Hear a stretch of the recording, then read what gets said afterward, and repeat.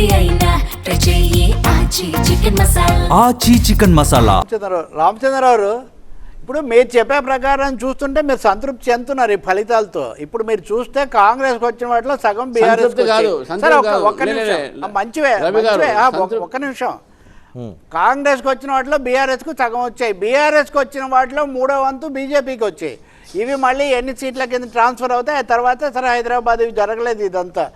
మీరు రేపు పొద్దున ప్రత్యామ్నాయం కావాలంటే 8 పార్లమెంట్ సీట్లు గెలుచుకున్నటువంటి వాళ్ళు పట్టణ ప్రాంతాల్లోనే కదా పికప్ కావాలి. మాకు పట్టణ ప్రాంతాల్లో ఎక్కువగా ఉంటుంది.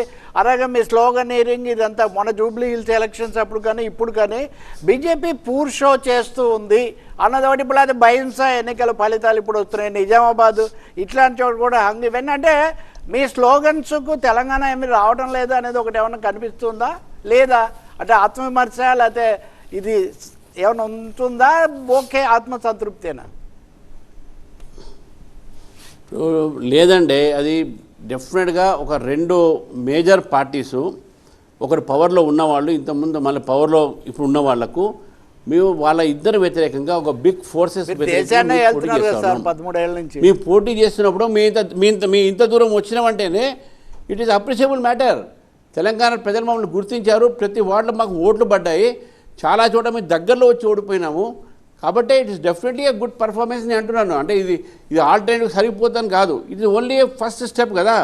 రేపు చాలా ఎలక్షన్స్ వస్తాయి. ఇది మాకు ఉన్నటువంటి ఒక ఆర్గనైజేషన్ బిల్డప్ కానీ, ఓటు పర్సంటేజ్ పెరగటంలో కానీ, సీట్లు పెరగటంలో కానీ ఇట్స్ ఏ ఫస్ట్ స్టెప్.